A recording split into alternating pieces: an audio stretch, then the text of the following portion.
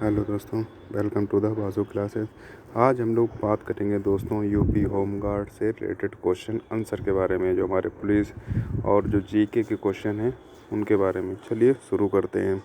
बात की जाए यूपी होम गार्ड के तो विभाग और उसके नियम के बारे में। उत्तर प्रदेश का जो गठन वह कब हुआ था तो दोस्तों वह हुआ था 1963 में।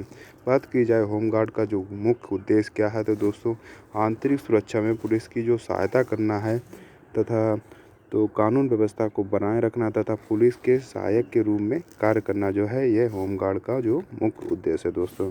बात की जाए उत्तर प्रदेश होमगार्ड के मुख्यालय के बारे में तो वह स्थित है दोस्तों लखनऊ में। बात की जाए होमगार्ड जो होता है वह किस मंत्रालय के अधीन में आता है तो दोस्तों यह गृह मंत्रालय के अधीन में आता है, अर्थात होम मिनिस्ट्री के। दोस्तों बात की जाए होम गार्ड स्वयं सेवकों को वर्तमान में प्रतिदिन कितना भत्ता मिलता है तो लगभग 700 रुपये जो है वह होम गार्ड स्वयं सेवकों को भत्ता मिलता है दोस्तों। क्या होम गार्ड को दूसरे राज्यों में सेवा के लिए भेजा जा सकता है तो दोस्तों ये उनकी लिखित सहमति से है, उनको दूसरे राज्यों में भेजा जा सकता है। बात की जाए होम गार्ड की ड्यूटी के बारे में तो वह है 8 से 12 घंटे दोस्तों।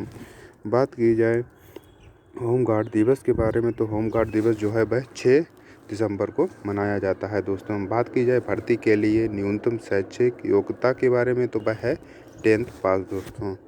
भर्ती में ग्रामीण अभ्यर्थी जो हैं उनके लिए शर्त की बात की गई है तो चाहे उसी विकासखंड का जो है वह निवासी होना चाहिए दोस्तों, जो होम गार्ड होता है। बात की जाए सामान्य ज्ञान से रिलेटेड कुछ क्वेश्चन के बारे में, चलिए शुरू करते हैं। यूपी का राजकीय पक्षी के कौन सा है तो दोस्तों सारस, जो अर्थात जो क्रेन होता है उसको उत्तर प्रदेश का राजकीय पक्षी कहते हैं दोस्तों, तथा ये सर्वाधिक ऊंचाई तक उड़ सकता है दोस्तों। बात की जाए यूपी का राजकीय पुष्प कौन सा है तो दोस्तों पलाश हस्ता, जो टेसु पुष्प को बोलते हैं, यह उत्तर प्रदेश का राजकीय पुष्प है दोस्तों।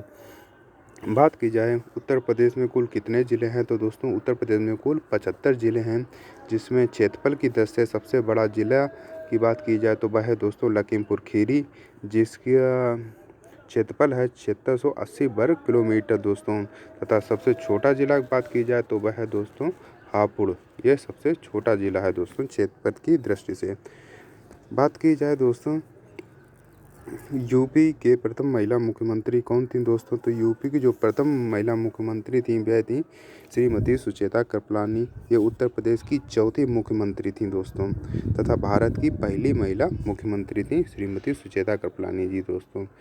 बात की जाए ताजमहल के बारे में तो ताजमहल कहाँ स्थित है दोस्तों, ताजमहल जो है वह आगरा में स्थित है।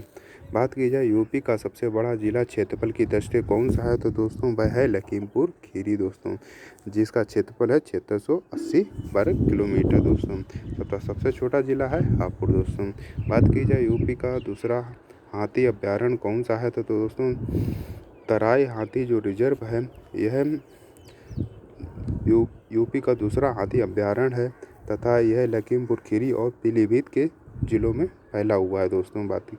बात की जाए वाराणसी जो है वह किस नदी के तट पर स्थित है दोस्तों, वाराणसी जो है वह गंगा नदी के तट पर स्थित है। ये सबसे पुराने शहरों में से एक है दोस्तों वाराणसी, जो गंगा के नदी के किनारे पर बसा हुआ है दोस्तों। इसे इसका जो पुराने नाम की बात करें तो वह है दोस्तों काशी बनारस तथा वाराणसी जो है ये वाराणसी को कहते हैं दोस्तों, तथा इसे मोक्ष की नगरी भी कहा जाता है दोस्तों। बात की जाए यूपी में लोकसभा सीटों के बारे में तो यूपी की जो लोकसभा सीटें हैं वह हैं 80 दोस्तों, तथा राज्यसभा की सीटों के बारे में बात करेंगे तो वह है दोस्तों 31 सीटें जो है उत्तर प्रदेश से राज्यसभा की दोस्तों। बात की जाए भगवान राम की जन्मभूमि अयोध्या किस नदी के किनारे पर स्थित है तो वह है सरयू नदी के किनारे पर स्थित है दोस्तों। बात की जाए यूपी का राजकीय पशु क्या है तो दोस्तों वह है बारहसिंगा दोस्तों। कानपुर किस उद्योग के लिए प्रसिद्ध है तो दोस्तों कानपुर जो है वह चमड़ा उद्योग के लिए प्रसिद्ध है दोस्तों। बात की जाए यूपी के वर्तमान मुख्यमंत्री के बारे में तो वह है योगी आदित्यनाथ दोस्तों, तथा यूपी की आधिकारिक भाषाओं के बारे में तो हिंदी और उर्दू जो है वह यूपी की आधिकारिक भाषाएं हैं दोस्तों। अब बात करेंगे दोस्तों जो परीक्षा पैटर्न जो होता है होमगार्ड का उसके बारे में।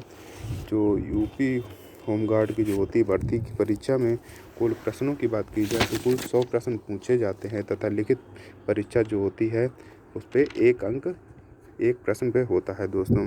बात की जाए परीक्षा के लिए समय के बारे में तो 2 घंटे अर्थात 120 मिनट का टाइम दिया जाता है दोस्तों। तथा क्या परीक्षा में नेगेटिव मार्किंग के बारे में बात की जाए तो नेगेटिव मार्किंग नहीं है दोस्तों। फ़िलहाल में परीक्षा का माध्यम जो है वह हिंदी और इंग्लिश है दोस्तों। चयन प्रक्रिया के आधार पर बताया जाता है। इसमें पहले लिखित परीक्षा होगी, उसके बाद शारीरिक दक्षता जो है आज का फिजिकल टेस्ट होगा दोस्तों। बात की जाए शारीरिक दक्षता परीक्षा में क्या शामिल है, उसमें दौड़, लंबी कूद, ऊंची कूद ये शामिल हैं दोस्तों। बात की जाए साक्षात्कार कितने आज जो इंटरव्यू होता है वह 10 नंबर पे होता है दोस्तों। बात की जाए एनसीसी का सर्टिफिकेट के बारे में तो ये इससे अतिरिक्त जो होता है बोनस वगैरह जो नंबर मिलते हैं दोस्तों इनसे। बात की जाए तकनीकी डिप्लोमा जो होते हैं एनसीसी का सी सर्टिफिकेट या और भी जो होते हैं तो उनसे लगभग 5 अंक का उसमें छूट है दोस्तों। उसमें 5 अंक का बोनस जो है वो जुड़ जाता है दोस्तों। बात की जाए जनरल अवेयरनेस से रिलेटेड कुछ क्वेश्चन के बारे में। भारत का संविधान कब लागू हुआ था दोस्तों? जो भारत का संविधान है वह 26 जनवरी 1950 को लागू हुआ था दोस्तों।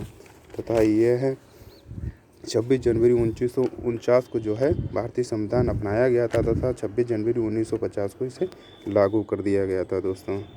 बात की जाए दुनिया का पुलिसमैन जो है वह किसे कहा जाता है दोस्तों? संयुक्त राष्ट्र परिषद जो है उसको UNSC भी बोलते हैं, दुनिया का पुलिसमैन कहा जाता है दोस्तों। क्योंकि यह है अंतर्राष्ट्रीय संगठन है जिसे शांति और सुरक्षा बनाए के लिए बनाया गया है दोस्तों। बात की जाए राह के वर्तमान प्रमुख कौन हैं तो दोस्तों जो रवि सिन्हा हैं वह राह के वर्तमान प्रमुख हैं दोस्तों।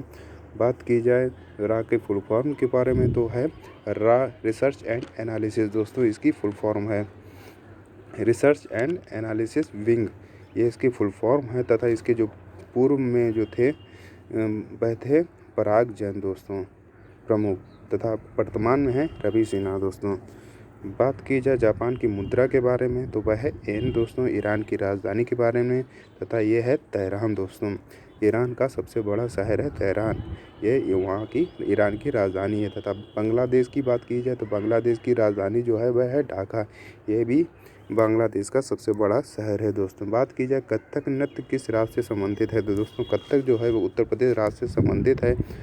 यह एक शास्त्रीय नृत्य है उत्तर प्रदेश का दोस्तों। बात की जाए भारत के राष्ट्रीय खेल के बारे में तो वह है दोस्तों हॉकी दोस्तों। बात की जाए दुधवा नेशनल पार्क कहाँ पर स्थित है तो यह स्थित है लखीमपुर खीरी उत्तर प्रदेश में दोस्तों। बात की जाए दोस्तों कुंभ मेला कहाँ लगता है तो दोस्तों कुंभ मेला जो है वह प्रयागराज में लगता है।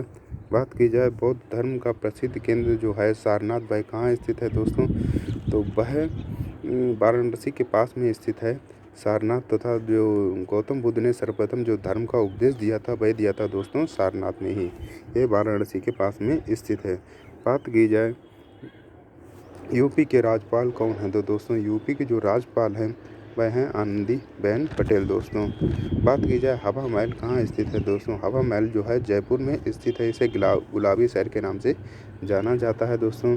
बात की जाए भारत की सबसे लंबी नदी तो वह है दोस्तों गंगा, तथा विश्व की जो सबसे लंबी नदी है वह है नील नदी दोस्तों। बात की जाए राष्ट्रीय सुरक्षा गार्ड जो NSG का मुख्यालय कहाँ पर है तो दोस्तों यह है मानेसर हरियाणा में दोस्तों। NSG जो है वह भारतीय गृह मंत्रालय के अधीन में होती है तथा ये आतंक विरोधी एक यूनिट है दोस्तों। अगर आपको ये वीडियो पसंद आए तो वीडियो को लाइक करें, चैनल को सब्सक्राइब करें तथा अपने दोस्तों को भी शेयर करें। धन्यवाद।